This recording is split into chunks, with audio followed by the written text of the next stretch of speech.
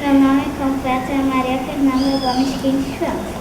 Quem escolheu meu nome foi meu pai. Por quê? Porque papai e mamãe combinaram que se fosse menina seria o papai que escolheria o nome. Mostra a foto pra gente.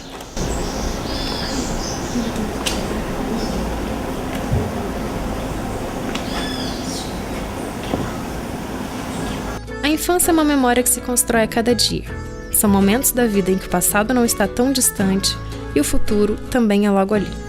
É o caso das irmãs Maria Fernanda, de 7 anos, e Mariana, de 9.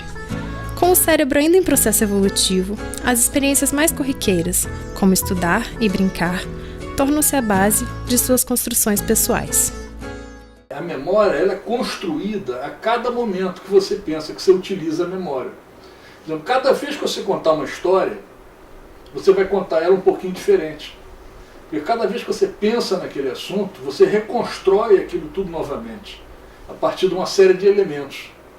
Então a memória não é uma coisa estável, uma coisa fixa, como é a memória do computador. A memória está ali, você copia ela para uma plaquinha daquela, copia no disco, copia onde você quiser, e é sempre a mesma coisa. É uma coisa fixa. A nossa memória não é assim. Ela é uma memória fluida, uma memória dinâmica, que ela vai sendo construída a todo momento.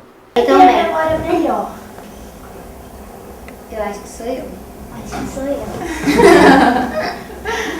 Por que você acha que você tem a memória melhor? Porque eu sou mais velha. Então você lembra de mais coisas que ela? É. Mas você costuma esquecer. Você lembra o que você comeu ontem? O que você comeu ontem no almoço? Eu comi farofa, aipim, feijão, arroz e aquele bicho, amigo. Lembrou primeiro, hein? A criança ela está muito mais aberta a novos aprendizados, até porque, de certa maneira, a caixa está meio vazia. Né?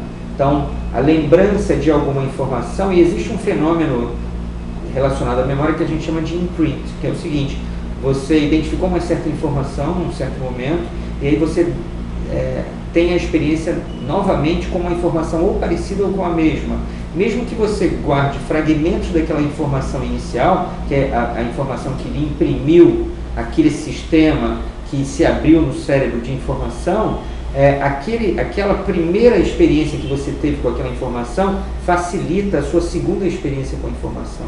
Então, obviamente que uma criança muito jovem, se ela está de cara com aquela informação pela primeira vez, é muito diferente do que uma criança mais velha que identificou aquela informação, mesmo que ela não se lembre de quando ela teve contato com aquela informação, e assim por diante. O processo de aprendizado é assim, não é? Para quem é profissional de estudo, como os adultos jovens, não é? Escolarizados, à medida que você identifica uma informação, você lê e você fica chateado que você, às vezes, alguns dias depois, não se lembra de mais nada do que você leu. Aí você tem que ler aquilo a segunda, a terceira, a quarta e a quinta vez. As memórias de curta e de longa duração são feitas por células especializadas do hipocampo e de áreas do córtex. Manter uma conversa ou se concentrar em uma leitura, por exemplo, são tarefas simples e rápidas. Mas, quando adicionadas à rotina, passam de um estado transitório para o de memória definitiva. O decorrer do tempo, no entanto, nem sempre é aliado na construção de recordações. Doenças demenciais, como o Alzheimer, podem afetar diretamente o espaço cerebral que determina a formação de lembranças. Há 5 anos, Marta descobriu que sua mãe, Dona Lúcia, de 86 anos, encontrava-se no estágio inicial dessa doença. A pessoa vai perdendo autonomia, né, de fazer qualquer coisa. Assim, a gente incentiva, ela ainda come sozinha, né? Às vezes fica tudo sujo em volta, às vezes não. Vocês viram que está tudo limpinho, né? Então depende do dia. Aí ela come sozinha, mas mais nada. E o banheiro? As outras, não. Tudo a gente tem que ajudar ela. Ela não sabe mais. Pede. Não, ela fala, eu vou fazer. Ela não fala, me ajuda a fazer isso. Não, ela fala, eu vou no banheiro. Ela né? avisa. Mas assim, se a gente não sair correndo, ela vai. E se deixar, suja tudo. Ela passou para a fase moderada da doença, deve ter 5 meses. São quais estágios? São 3 estágios. Tem a fase suave, que é o início, quando a pessoa fica muito agressiva, uma agressividade assim impressionante. Eu conheço outros casos, né, porque a gente passa a viver e conhece outros casos, outras pessoas. Tem gente que, assim, não começa a tratar logo, a doença avança muito rápido, né? E a dela, o que segura é o remédio. Não para, mas vai dar uma segurada, né? Então, há 5 meses ela passou para a fase moderada, que é essa fase porque o médico faz uns testes, faz uns jogos, né? Então, por exemplo, ele fala assim, olha, eu vou dizer 3 palavras, daqui a pouco a senhora vai ter que lembrar, né? Aí ele fala mesa, moeda e pera, por exemplo, né? Aí quando ele pergunta novamente, ela não sabe mais quais são as palavras, né? Fazer um desenho, ela não sabe, né? Um desenho simples, uma casa assim, um formato de casinha para cima e o outro para baixo, ela não sabe desenhar igual, né? Então ele identificou a fase moderada, porque a fase grave é cama. De longe, a idade quanto mais velho você está, maior a chance de você ter um quadro demencial. Embora a gente também não deva cair na tentação de dizer que a perda de memória é um componente natural do envelhecimento. Isso não é verdade, né? Você tem algumas perdas em algumas áreas da cognição, então talvez seja também interessante a gente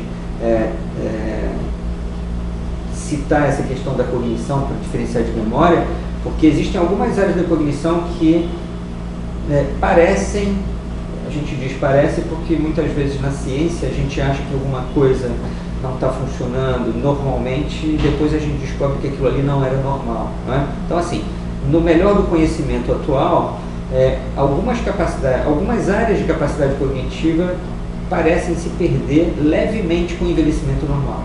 Mas isso não é nada que impeça a pessoa de viver normalmente. Quando a gente está percebendo que alguma dessas capacidades cognitivas, e especialmente a memória, está afetando a sua vida de relação, não é?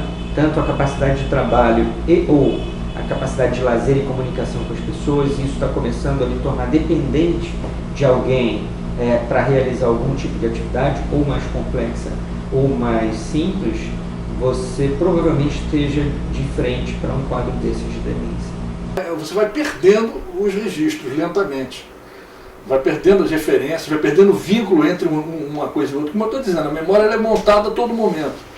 Então o que acontece? Eu lembro, aí você me conta uma história, eu lembro de uma outra história, ou eu lembro de uma coisa, de um fato, de um evento, de um lugar. Se você me fala de um lugar, eu lembro de um episódio, aí eu lembro de uma pessoa, aí eu lembro de uma outra coisa, e a gente vai juntando as coisas. Quando você vai perdendo esses laços todos, aí você não junta mais nada com nada.